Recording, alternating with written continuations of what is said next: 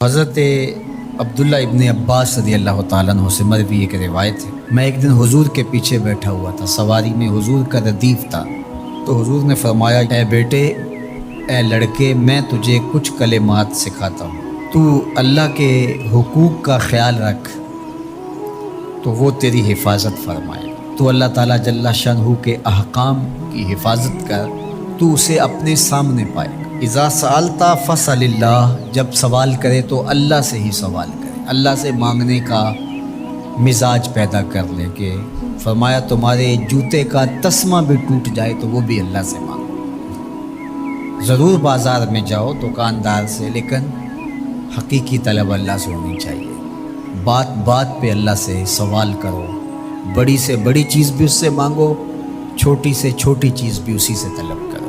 ہماری ساری ضرورتوں کا کفیل ہمارا رب، ہمارا مالک ہے۔ تو دوسری نصیحت یہ کی کہ جب تو استعانت طلب کرے، مدد طلب کرے تو اللہ سے ہی استعانت طلب کرے۔ وعلم، اور جان کہ اگر ساری امت، سارے لوگ، پوری قوم جمع ہو کے تمہیں فائدہ پہنچانے کی کوشش میں لگ جائیں تو تمہیں وہی فائدہ پہنچا سکتے ہیں جو تیرے لیے تیرے رب نے لکھا ہے۔ اور فرمایا وَإِنِ اجْتَمَعُوا عَلَىٰ أَن يَضُرُّوكَ بِشَيْءٍ، اور اگر تمہیں نقصان پہنچانے کے درپے ہو جائیں، لَمْ يَضُرُّوكَ إِلَّا بِشَيْءٍ قَدْ كَتَبَهُ اللَّهُ عَلَيْكَ، تو تجھے صرف وہی نقصان پہنچا سکتے ہیں جو اللہ نے تیرے لیے لکھا ہے۔ سارا زمانہ بھی مخالف ہو جائے، تیرا کچھ نہیں بگاڑ سکتا۔ ہاں، تیرے مقدر میں اگر کوئی چیز، کوئی بگاڑ لکھا ہے تو وہ ہوگا، اس کا ذریعہ وہ بن جائیں گے۔ تو اس لیے پھر اسی سے مانگو، اسی سے طلب کرو۔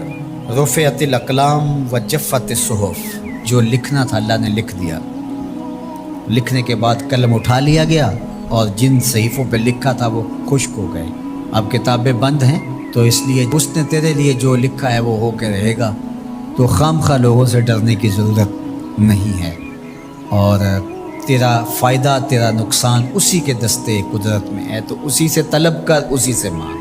اور فرمایا تو اللہ تعالیٰ جل شانہ کو رخاء میں، خوشحالی میں یاد کر، یعرفک فی الشدہ، وہ تجھے مشکل میں پہچانے گا۔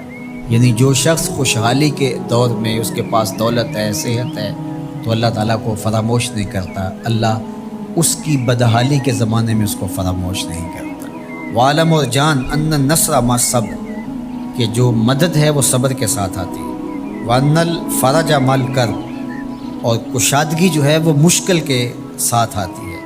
وَأَنَّ مَعَ الْعُسْرِ يُسْرًا، اور سہولت جو ہے وہ مشقت برداشت کرنے کے بعد آتی ہے، تنگی کے بعد فراخی آتی ہے، پہلو مشکل پھر تمنا، پہلو کنڈا پھر پھول، شاید مگروں پہلو مکھیاں ڈسدیاں ڈنگ والیاں۔